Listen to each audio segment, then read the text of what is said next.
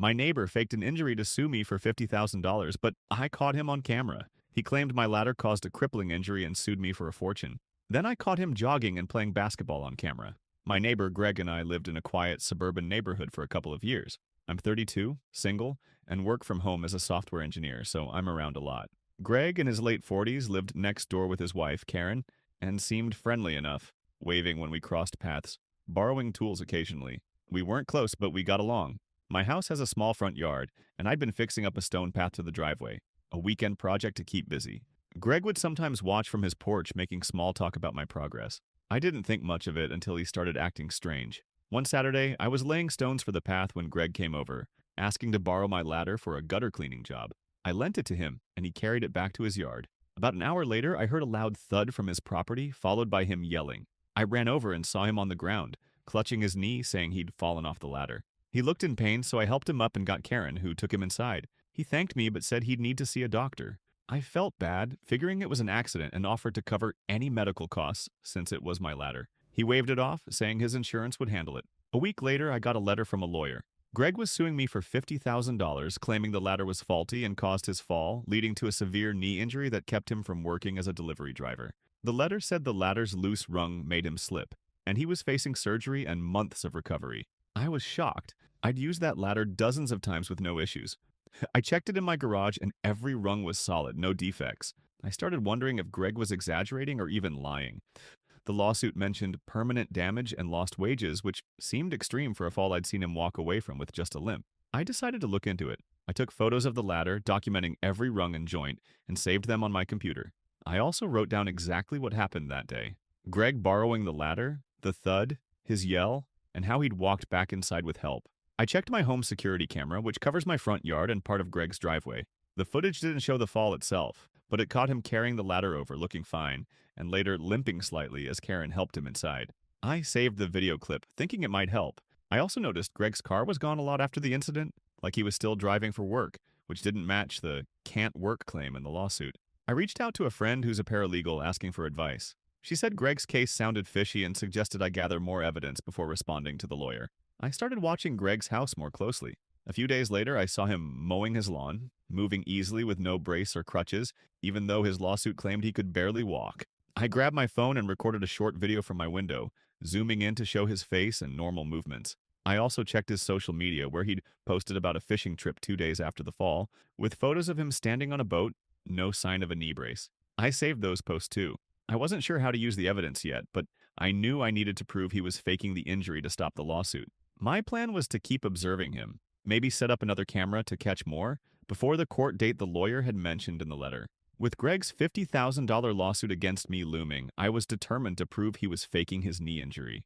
I'd already saved photos of my ladder, which had no loose rungs, a video from my security camera showing him limping only slightly after the fall, and a clip of him mowing his lawn with no brace or crutches. His social media posts about a fishing trip days after the incident, where he stood on a boat without any sign of pain, were also in my evidence folder.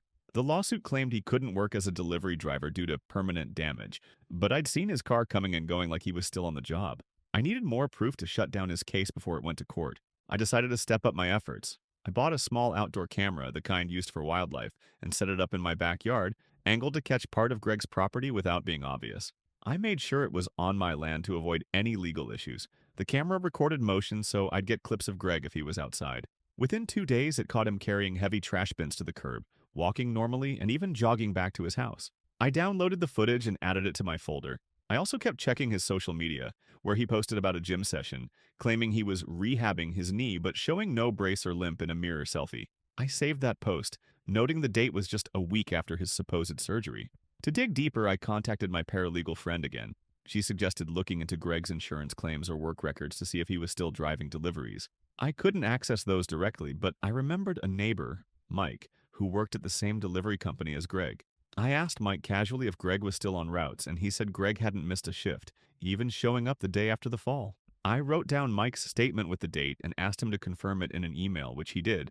I also checked public court records online and found Greg had filed a similar lawsuit against another neighbor years ago, claiming a slip on their icy driveway. That case settled out of court, which made me think he'd done this before. I saved a screenshot of the court record. I wanted to test Greg's story further. I sent him a text offering to cover a physical therapy session to help with his recovery, hoping he'd slip up. He replied that he was managing and didn't need it, which was odd for someone claiming a severe injury. I saved the text exchange. I also drove by his house late one night and saw him unloading groceries from his car, carrying heavy bags with both hands, no limp or brace. I recorded a short video from my car, zooming in to show his face clearly. My evidence was growing. Videos of him moving normally, his social media posts, Mike's statement, the old lawsuit, and now his refusal of therapy. The court date was a month away, and Greg's lawyer sent a follow-up letter, pushing for a settlement and claiming medical bills were piling up. I showed it to my paralegal friend, who said I had a strong case to fight back but needed to present my evidence carefully. I started organizing everything into a clear timeline: the ladder incident, Greg's normal activities, and his work schedule. I also contacted a lawyer of my own, sharing my folder of photos, videos, and records. She said we could file a counterclaim for fraud if we proved he was lying. I decided to wait until the court hearing to reveal everything, hoping to catch Greg off guard. My plan was to keep monitoring him with the camera and gather any last pieces of evidence, ensuring I could stop his scam and protect my savings from his baseless lawsuit. As the court hearing for Greg's $50,000 lawsuit approached, I kept gathering evidence to prove he was faking his knee injury. My lawyer was confident we could dismiss the case, but I wanted to ensure Greg couldn't wiggle out of it. I decided to push my investigation further by talking to other neighbors. One, Mrs. Carter, mentioned seeing Greg run after his dog in the street a week after his supposed fall, no brace or cane in sight. She agreed to write a signed statement, which I added to my evidence folder. I also noticed a new post on a local community board where Greg was advertising handyman services, claiming he could climb ladders for gutter work.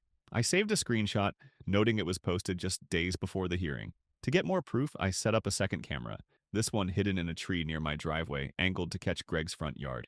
2 nights before the hearing, it recorded him loading a heavy toolbox into his truck, bending and lifting with ease. I downloaded the footage, time-stamped clearly, and burned it to a USB drive for court. I also found an online review of Greg's delivery service, posted recently by a customer who praised his speedy work. I printed the review, tying it to his claim of being unable to work. My lawyer suggested we request Greg's medical records in court to check for inconsistencies, so I prepared a formal request with her help, citing the need to verify his alleged surgery. On the day of the hearing, I arrived at the courthouse early, my binder packed with new evidence: Mrs. Carter's statement, the handyman ad, the toolbox video, and the delivery review. Greg showed up in a knee brace, hobbling with a cane, looking like he could barely move. His lawyer presented a stack of medical bills and a doctor's note claiming a severe ligament tear, insisting my ladder caused the injury. When my turn came, I laid out my case methodically. I showed the new video of Greg lifting the toolbox, followed by Mrs. Carter's statement about him running after his dog. I presented the handyman ad, highlighting his claim of climbing ladders, and the customer review praising his work speed, contradicting his disabled narrative. I requested the court verify his medical records, pointing out the lack of a surgery scar in his basketball video from earlier.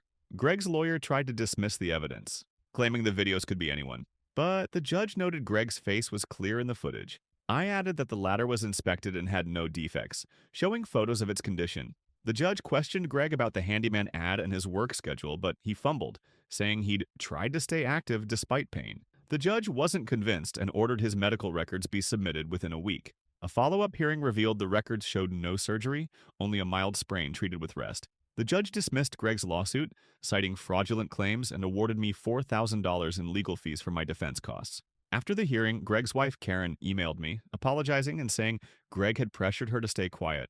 I learned from Mike, his coworker, that Greg was fired from the delivery job for lying about his health. Their house went up for sale a month later, and they moved out of the neighborhood. I upgraded my security system with motion sensors and sold the ladder to avoid future trouble. I used the $4,000 to cover my lawyer and buy new coding gear for my software job. The experience taught me to document everything and trust my gut when something feels off. I'm now saving for a bigger house and stay cautious with neighbors, knowing even a friendly face can hide a scam. Winning in court felt good, but proving Greg's lies in front of everyone gave me the confidence to protect myself no matter what.